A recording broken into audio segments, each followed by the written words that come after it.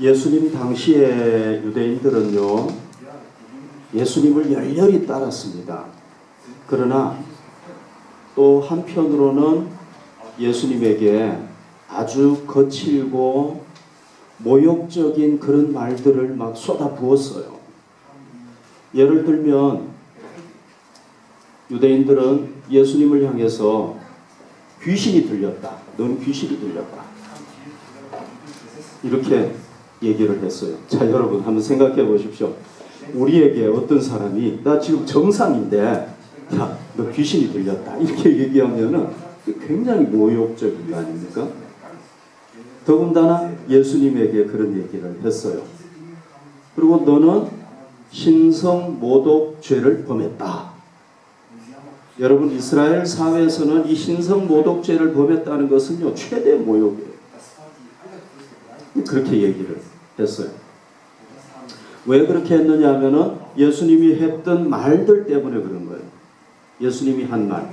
오늘 본문은요, 예수님께서 성령님에 대해서 얘기를 했는데 여기도 보면 그게 나타납니다. 자, 오늘 말씀을 한번 보십시다. 보십시오. 맨 끝에 부분을 보십시오. 가면 내가 그를 너희에게로 보낸다.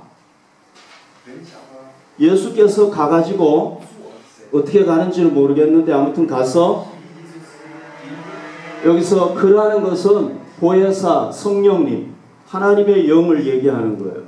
그 하나님의 영을 자기가 가가지고 보내주겠다는. 여러분, 저나 만약에 어떤 다른 사람이 내가 가서 하나님의 영을 너에게 보내주겠다 이러면 여러분들 믿을 수 있겠습니까? 어떻게 갑니까? 제가 성령님이 어디에 있습니까? 말이 안 되는 거죠. 그 다음 말씀도 볼까요? 그라는 것은 성령님을 얘기하는 겁니다. 그가 내 영광을 나타내겠다. 하나님의 영이신 성령님께서 한 인간 예수의 영광을 드러낸다는 겁니다. 예수가 성령님의 영광을 드러낸다. 그러면 우리가 이해가 돼요. 그런데 성령 하나님께서 한 인간이었던 예수의 영광을 드러낸다. 말이 안 돼. 그러니까 신성모독을 범했다고 얘기를 할 수밖에 없는 거죠. 결정적인 말이 있는데요. 그 다음 말씀을 볼까요? 무릇 아버지께 있는 것은 다 내 것이다. 야, 이런 말을 누가 할 수 있겠습니까? 이 세상에서. 아버지께 있는 모든 것이 다 아버지가 가지고 있는 게 다 내 것이다. 누가 이렇게 얘기할 수 있겠습니까? 그러므로 내가 말하기를 그라는 것은 성령님을 얘기하는 겁니다. 성령님이 내 것을 가지고 너희에게 알려줄 것이다. 여기서 내 것이라는 것은요, 예수님이 지금 사역하고 있는 걸 얘기하는 겁니다. 사역하고 있는 거, 공생애 중이니까 예수님이 사역하는 걸 얘기하는 건데, 여기 이 말씀을 자세히 보면 무슨 의미냐면요, 성부 하나님과 성령 하나님과 자기가 동등한 존재로서 사역하고 있다는 걸 얘기하는 거예요. 여러분, 이 지구상에서 아무리 위대한 인간이라고 할지라도 전능하신 하나님, 창조주 하나님과 자기를 비교할 수는 없어요. 아무리 위대한 존재라고 할지라도 하나님보다는 위대하지 않아요. 그런데 동등한 존재로 얘기를 해요. 그러니까 이런 것들 때문에 사람들이 예수가 신성모독죄를 범했다. 그래서 막 돌로 치려고 한 거예요. 근데 여러분, 예수가 이런 말을 할 자격이 있습니까?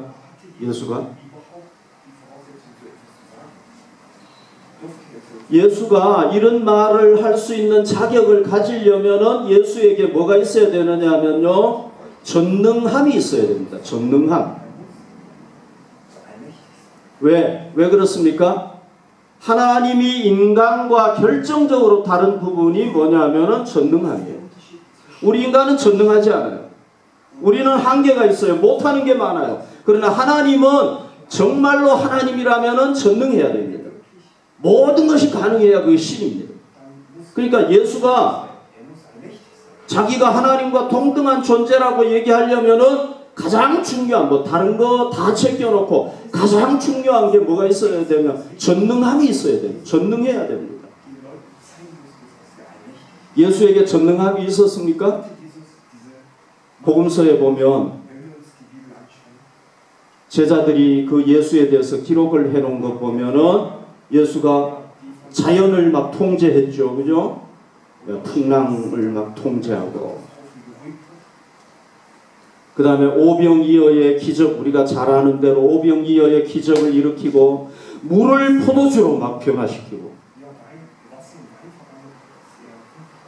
그리고 성경에 보면 예수님께 왔던 모든 불치병자들, 그 당시에 고칠 수 없는 병자들을 모두 다 예수님이 고쳤다고 했습니다. 뭐 어떤 사람은 고치고 어떤 사람은 못 고치고 이게 아니라 모든 사람을 다 고쳤다는 겁니다. 그리고 그 당시에 인간들은 이 귀신을 제어할 수가 없었어요. 왜? 귀신의 힘이 너무 세니까. 이 귀신은 사탄의 힘을 빌어가지고 하니까요. 이길 수가 없는 거예요, 사람이. 그런데 예수는 말 한마디로 귀신을 막 쫓아내버리고 꼼짝 못하게 제어했습니다. 그것뿐만이 아닙니다. 예수께서 막 죽은 자를 살렸잖아요. 그러니까 예수에게 뭐가 있다는 걸 알 수 있습니까? 전능성이 있다는 걸 알 수 있습니다. 한 번 딱 기적을 행했다면 우리가 믿을 수가 없는데 뭐 기적도 매일 기적을 행했으니까 수많은 기적들을 행했으니까 인간이 할 수 없는 일을 했으니까 전능함이 있구나 하는 걸 알 수가 있는 거죠. 그런데 예수의 전능함에 결정적인 그 문제가 생겼어요.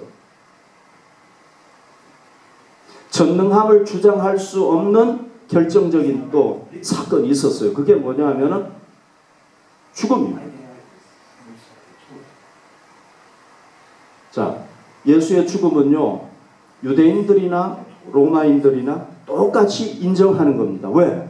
이 사람들이 같이 결탁을 해가지고 공모를 해가지고 예수를 죽였기 때문에, 자기들이 죽였기 때문에 예수가 죽었다는 거 안단 말이죠.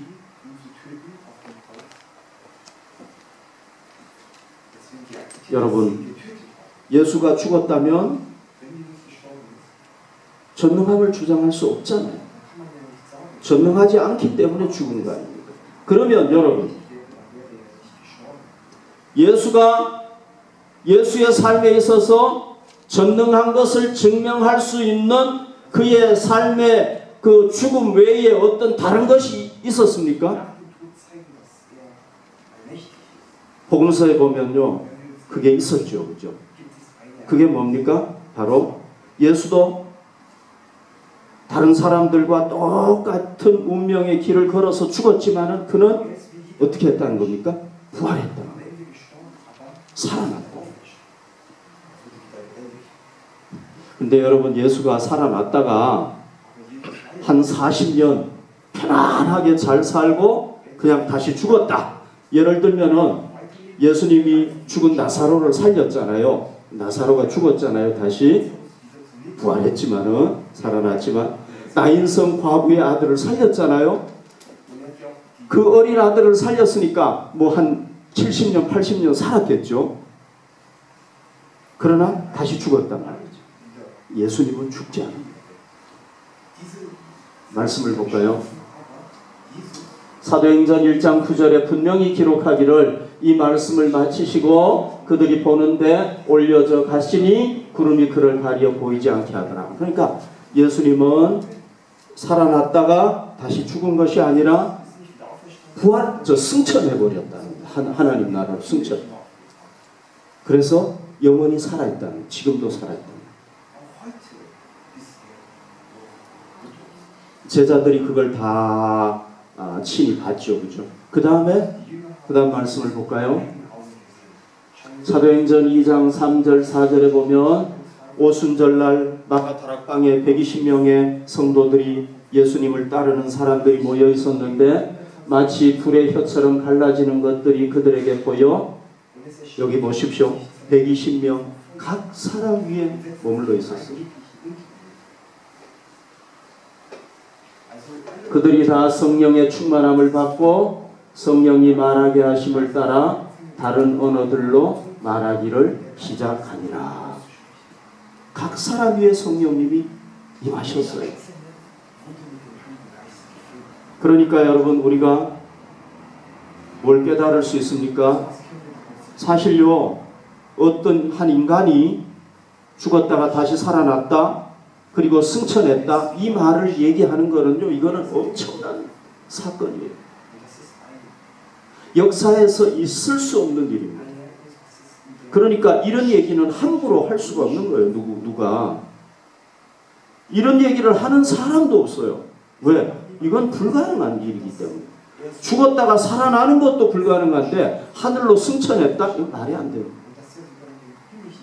그러니까 그런 얘기를 하는 사람이 없어요. 그런데 성경이 이거에 대해서 여러 번 기록을 했다는 것은 무슨 얘기입니까? 진실이라는 얘기예요. 그러니까 오늘 예수님께서 내가 가면은 성령님을 너희에게 보내주겠다고 약속하신 것이 진실이라는 것을 우리가 믿을 수 있습니다.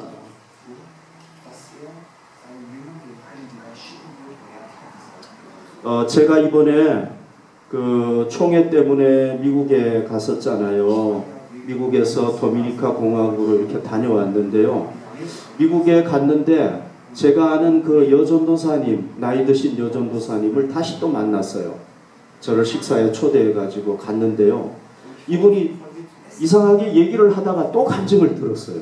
간증을 들었는데 제가 여러분들에게 얘기한 거는 간단하게 할게요. 그분이 삶에 너무 힘들어가지고 강에 그 자살하려고 갔다고 그랬잖아요. 그랬는데 마침 거기에 갔더니 교회가 있어가지고 강변에 교회가 있어서 거기에 들어갔어요. 그런데 인도에서 오신 목사님이 설교를 하고 있었대요.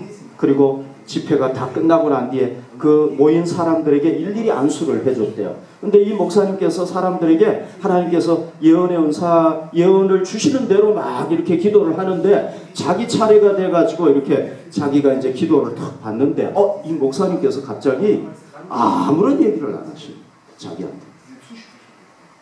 다른 사람들은 다 얘기를 하는데 그런데요, 갑자기 소리가 들리기 시작했대요.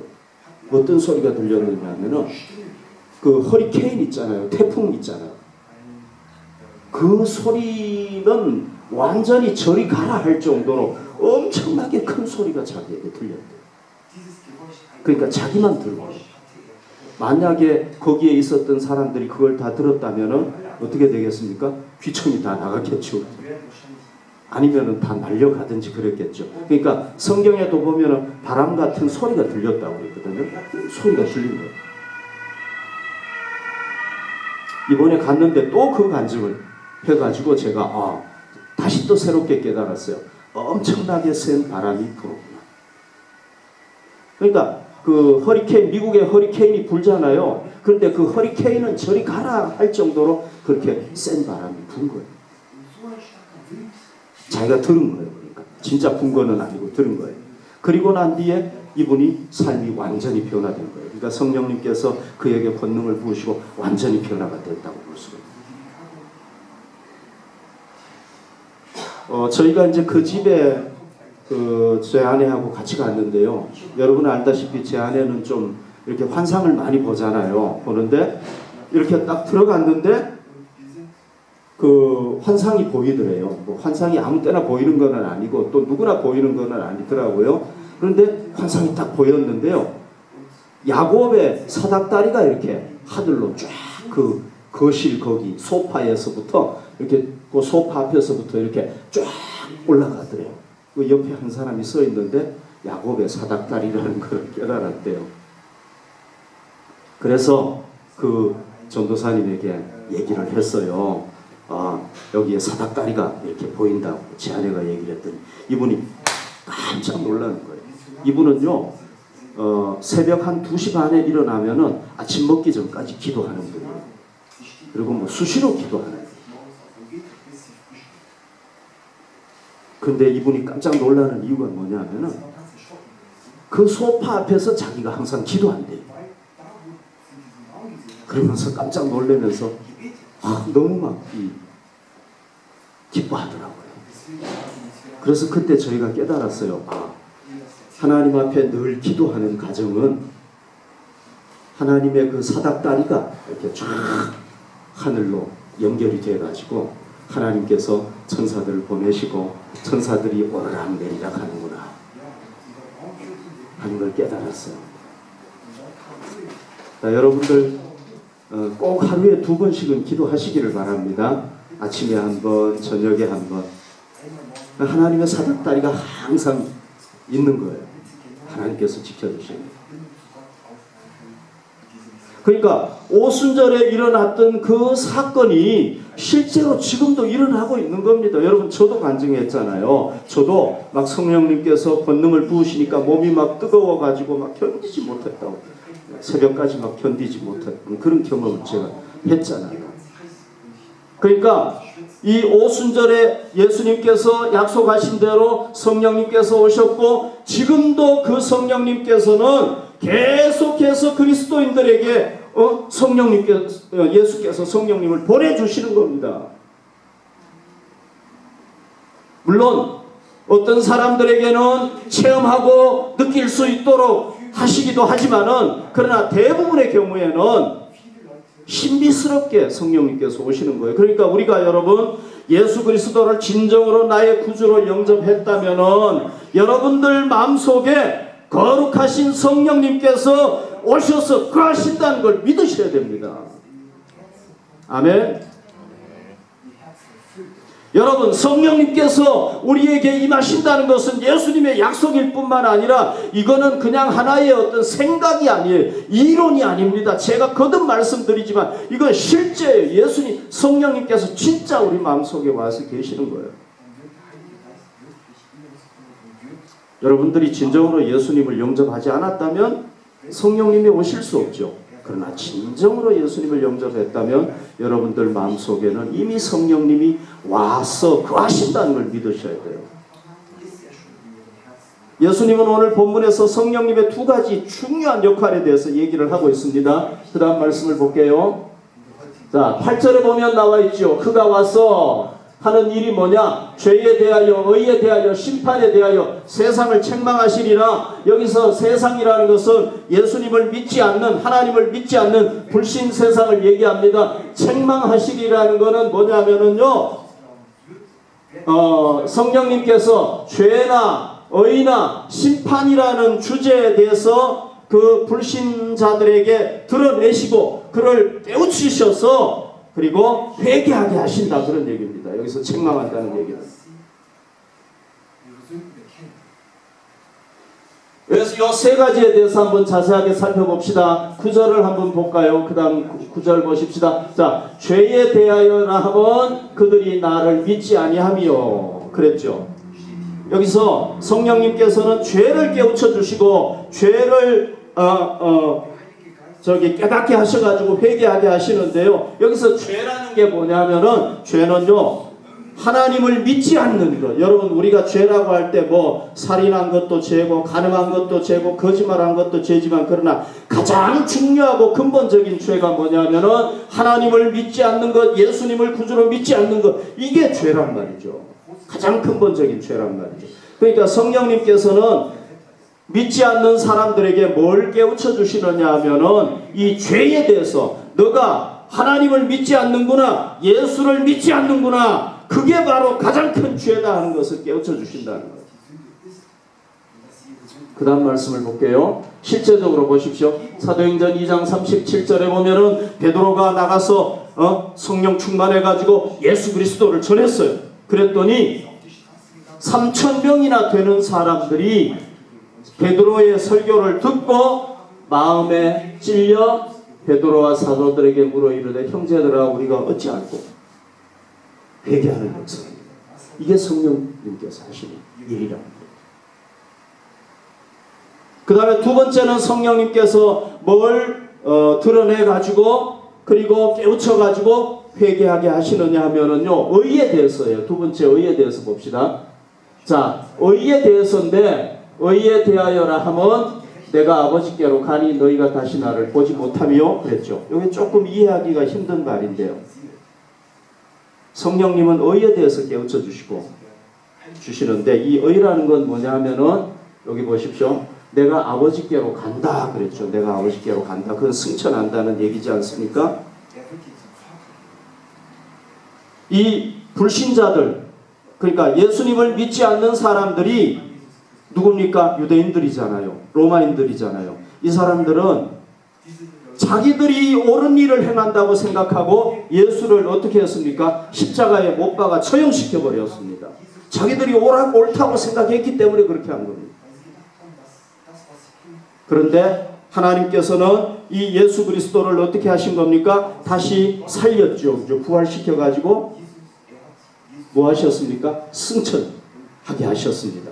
그 부활과 승천으로 말미암아 예수님이 죄인이 아니고 의로운 분이시고 하나님의 아들이라는 것이 그걸 통해서 드러났어요. 그러니까 성령님께서는 뭐 하시느냐 하면은요, 예수님께서 부활 승천하심으로 말미암아 너희들이 그분을 너희들이 옳다고 하나님의 일을 한다고 죽였지만 진짜 너희들이 잘못된 것이고 예수님이 의로운 분이고 그분이 너희 죄를 위해서 죽으신 분이다 하고 진짜 의에 대해서 드러내신다는 거예요.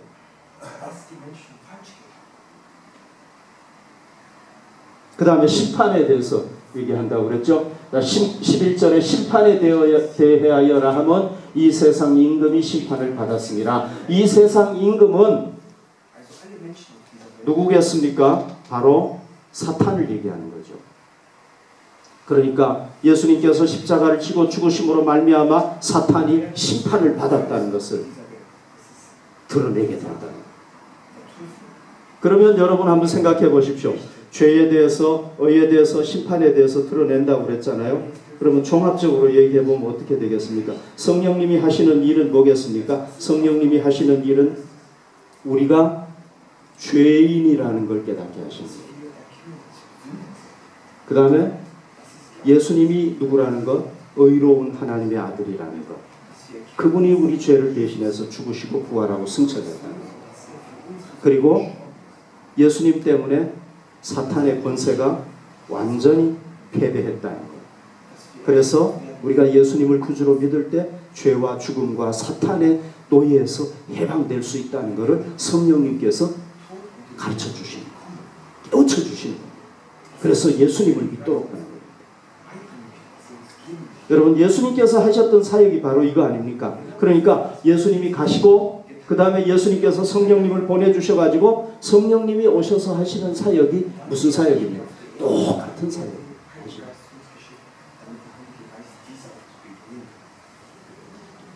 그 다음에 성령님은 구원받은 그리스도인들을 위해서도 사역을 하십니다.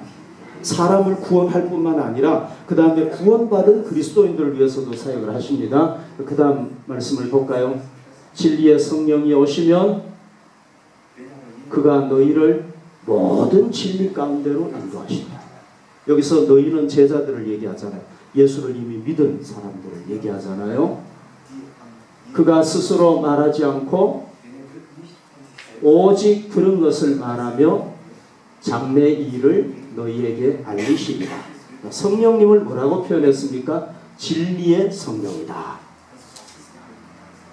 그러니까 우리 그리스도인들을 뭘로 인도하느냐 하면요, 다 진리 가운데로 인도하는 겁니다. 여러분, 진리가 뭐예요? 진리는 예수 그리스도가 진리잖아요. 참 진리잖아요.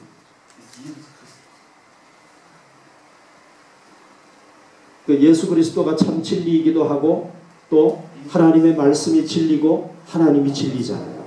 그러니까 아무튼 하나님의 뜻대로 성령님은 우리 그리스도인들을 다 인도하는 겁니다. 결국은 예수님께로 인도한다고 볼 수가 있는 거죠. 그래서 진리 가운데로 인도할 것이고 그 다음에 또 여기서 성령님이 하는 중요한 일이 뭐냐면 장래 일을 너희에게 알리신다. 그러니까 예언의 은사도 주시고 해서 장래 일을 성령님께서 깨우쳐 주신다는 그런 얘기입니다. 여러분, 이걸 잘 생각해 보십시오. 예수님께서 가시면서요, 예수님이 하셨던 모든 일을 성령님이 오셔서 대신 하신다고 그랬어요. 그러니까 예수님이 가시고 난 후에는요, 성부 하나님과 성자 예수님을 대신해서 누가 일을 하느냐 하면 성령님께서 하십니다. 우리 그리스도인들을 위해서. 그러니까 성령님이 없이는 우리는 그리스도인으로 살 수가 없어요. 아무런 일도 할 수가 없어요. 할 수는 있죠. 그거는 하나의 종교적인 행위에 불과합니다.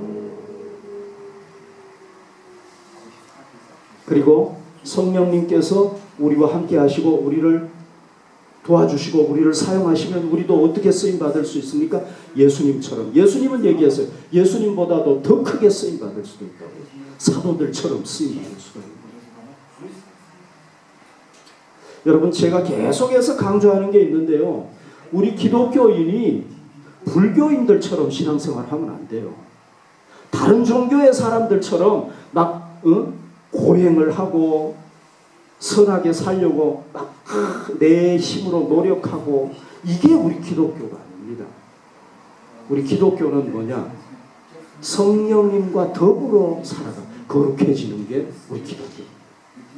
우리 자신으로는요 거룩해질 수가 없어요. 성령님과 함께 해야 됩니다. 자, 성령님께서 우리와 함께 하시려면 우리가 어떻게 해야 됩니까? 우리가 성령님을 의지해야 돼요. 모든 일에 날마다 의지해야 됩니다. 자, 여러분, 진짜 중요한 게 뭐냐면요, 막 성령님께서 내게 임재하셔가지고 막 뜨거워가지고 막 이게 중요한 거예요. 이것도 중요하죠. 그러나 그렇게 막 체험을 해놓고 막 바람 같은 소리도 들어놓고 그 다음에 딱 끝나고 성령님 의지하지 않으면 아무런 소용이 없는 겁니다. 우리가 비록 그런 것을 체험하지 못했다고 할지라도 성령님께서 내 안에 와 계신다는 것을 믿고 날마다 성령님 의지하고, 주님을 위해서 봉사할 때마다 성령님 의지하고, 삶 속에서 성령님을 의지하는 게 더 중요합니다. 아멘. 그게 진짜 중요한 겁니다. 여러분, 이단들 아세요? 이단들 보면은요, 주로 어떤 사람들이 이단이 되는지 알아요? 성령님의 막 능력을 체험하고요, 막 텐트에서 막 집회하는데 하나님이 텐트에는 비가 오지 않고 텐트 밖에는 비가 오게 해주십시오. 그러면 막 거기만 비가 오는 이런 사람들이 이단이 돼요. 왜? 성령님을 의지하다가 그 다음에 막 교만해져가지고 성령님을 의지하지 않아요. 그래서 이단이 되는 사람들이 많아요. 이번에 그 총회에 다니면서요, 제가 항상 이렇게 전도지를 놓고 다니면서 전도를 했어요. 도미니카 공화국에서 이제 그 총회가 있었는데, 거기 뷔페 식당에서 한 300명 이상이 모였으니까 그 뷔페 식당에서 음식을 먹는데요, 제가 음식을 먹다가 갑자기 그 종업원 한 사람이 저기 서 있는데 복음을 좀 전했으면 좋겠다는 그런 마음이 들더라고요. 그래서 전도지를 꺼내 가가지고 다가가서 복음을 전했어요. 영어로 이제 이렇게 읽었어요. 너 당신 나한테 1분만 시간 줄 수 있느냐고. 그랬더니 주겠대요. 제가 손님이니까 잘 해줘야 되잖아요, 그죠? 그래서 한번 시간을 준 것 같아요. 그래서 복음을 딱 전했는데 이분이 예수님 영접을 하더라고요. 그러더니요, 제가 이제 뷔페 식당이니까 음식을 한 서너 번 이렇게 먹었잖아요. 그러면은 거기 딱 서가지고 제가 음식 먹으러 갈 때마다 웃으면서 이렇게 손을 탁 들어주고요. 그리고 제가 음식을 다 먹고 가는데요, 저를 향해서 막 웃어주면서 바이바이 이렇게 하는데, 정말 그분이요, 막 예수님을 막 받아들이더니 막 기쁨이 넘치고. 그래서 제 아내가 못 봐서 참 다행이었어요. 그 여자분이었거든. 저한테만 웃으면서 그러더라고요. 그리고 또 이 총회 중에 제가 아는 장로님 한 분이 캐나다에서 이렇게 오셨는데요, 이 장로님이 고민이 뭐였느냐 하면요, 자기들도 교회에서 전도를 한대요. 나가가지고. 밴쿠버에 있는 교회인데 밴쿠버에 나가가지고 전도를 한대요. 전도하는데 뭘 가지고 전도하느냐 하면은 사형리를 가지고 전도한답니다. 근데 여러분 알다시피 사형리라는 것은 한 5분 정도 읽어야 되잖아요. 그죠? 그런데 길 가는 사람 노방 전도하는데 누가 5분씩 막 그거 읽는 데 있겠습니까? 그죠? 한 1분 정도면은 몰라도 한 2분 지나면 약간 성질이 나겠죠. 3분, 4분, 5분 되면 막 성질 나가지고 가버릴 것 같아요. 그러니까 이분들이 사형리 가지고 전도를 하는데 이게 문제인 거예요. 전도가 안 되는 거예요. 그래서 막 고민을 하고 있다가 어떻게 아무튼 저희가 전도하는 걸 알게 됐어요. 그래가지고 제가 그분하고 이제 그 음료수 마시는 바 같은데 거기 있으면서 직접 제가 그걸 가지고 그 바에서 일하시는 분한테 전도를 했어요. 근데 그 사람은 자기가 나중에 좀 생각해 보겠다 그러면서 받아들이지는 않더라고요. 그런데 이분이 이 장로님이 이 전도지를 딱 보더니 한 얘기가 와 진짜 이거다고. 이건 한 1분도 안 걸리거든요. 그러나 복음의 핵심을 얘기하잖아요. 그러니까 이분이 바로 이 전도지다. 자기들이 찾은 전도지다. 그러면서 지금 그 미국에 있는 맨하탄 전도팀의 전도지를 주문해가지고 지금 제작 중이에요. 자기들. 그리고 아무튼 틈만 나면 제가 전도했어요. 공항에서도 독일로 귀국할 때 마침 옆에 아주머니 한 분이 앉았더라고요. 이 의기를 제가 어떻게 놓치겠습니까? 그죠? 그래서 전도지를 딱 꺼내가지고 전도했는데 자기는 유태교도 믿고 정교 아시죠? 그죠? 그것도 오토독스도 믿는데요. 그래서 아무튼 뭐 정교든 유대교든 그게 중요한 게 아니고 우리는 예수님을 믿어야 구원받습니다. 그렇게 하고 복음을 전했는데 이분이 받아들이더라고요. 그래서 아무튼 기회가 되는 데는 아무튼 전도를 했어요. 그 맨하탄 전도팀도 이제 토요일 날 그 맨하탄에서 전도하더라고요. 그래서 저도 가서 이제 전도했는데 마침 제가 갔는데 이렇게 사람들을 나눠가지고 전도하는데 어디서 전도하느냐 하면은 딱 갔는데요. 무슨 공원이에요. 큰 공원이던데 보니까 뭐가 있느냐 하면 그 트럼프 대통령 쌍둥이 빌딩이 딱 서 있는데 그 앞에로 제가 가게 됐어요. 그래서 쌍둥이 빌딩도 구경하고 아무튼 거기서 또 전도하는 그런 특권도 누렸는데요. 여러분 제가 이 전도 얘기를 왜 하느냐 하면요. 전도하니까요. 성령님께서 제 마음에 기쁨을 주시거든요. 성령님이 너무 기뻐하시는 거예요. 전도하는 거. 왜? 오늘도 봤잖아요. 성령님이 하시는 가장 중요한 역할이 뭡니까? 믿지 않는 자에게 예수 그리스도를 전해가지고 그죠? 그를 구원하는 게 성령님의 역할이고 또 우리도 예수 그리스도를 더 밝게 알게 하고 깨우쳐가지고 응?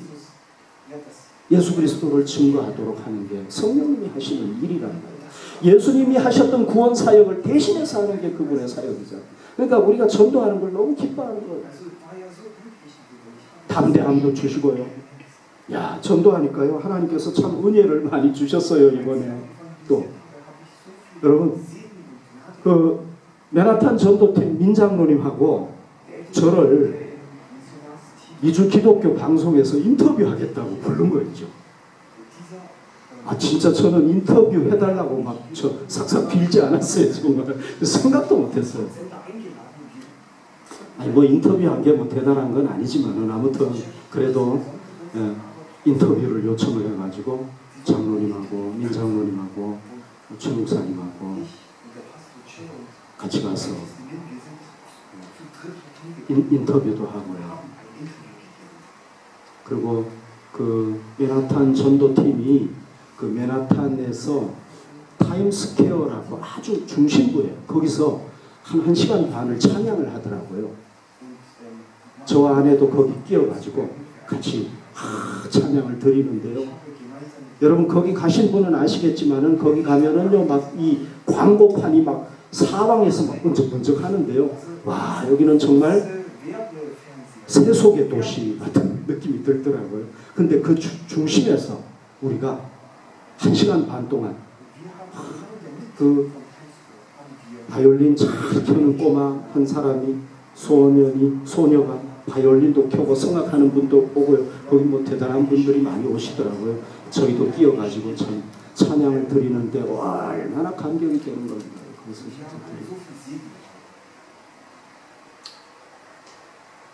너무 정말 감격을 누렸어요. 그리고 또 맨하탄 전도팀에서 토요일 날 저에게 말씀을 좀 전해달라고 그래서 말씀을 전했어요. 저는 이제 우리 교회 세미나 했던 거, 그 다음에 세미나 하고 난 뒤에 전도하는 거 이런 거 그냥 전했어요. 전했는데요. 이분들이 은혜를 많이 받은 것 같아요. 내년에는 한국과 미국, 한국에서도 와가지고 전도 대회를 한대요. 그래서 전도 대회를 하니까 저보고 벌써 내년에 강사로 오라고 초청을 했어요. 죄송해요. 제 자랑하는 걸 듣지 마시고 너무 감사하더라고요. 그런데 더 감사한 건 뭐냐면 우리 교인들 중에서 오실 수 있는 분들 다 오래요. 그러니까 여러분들도 꼭 같이 가요. 5월달에 가서 맨하탄 거기 가서 찬양도 하고 전도도 하고 그렇게 하십시다. 갈 수 있는 사람 다 가십시다. 정말 하나님께서 뭐 이것저것 은혜를 많이 주셨는데 이번에 정말요 가가지고 제가 그 총회에 갔다 오면서 이번처럼 정말 이렇게 기쁘고 감격스럽고 정말 보람찬 때가 없었어요. 왜냐하면 전도했기 때문에. 자, 여러분, 우리 성령님께서는 우리가 뭐 하기를 원하시는 겁니까? 예수 그리스도의 복음을 전하시기를 원하시고 예수 그리스도를 드러내기를 원하시는 줄로 믿습니다. 그래서 우리가 그 일을 할 때 여러분들이 무슨 일을 하든지 간에 아무튼 그 일을 가장 중요하게 생각하고 그걸 목적으로 가지고 할 때 하나님께서 여러분들에게 기쁨을 주시고 만족함을 주시고 담대함도 주시고 모든 필요한 것을 공급하여 주실 줄로 믿습니다. 그래서 우리가 더 힘을 내서 복음 전하고 전도하는 일에 힘씁시다.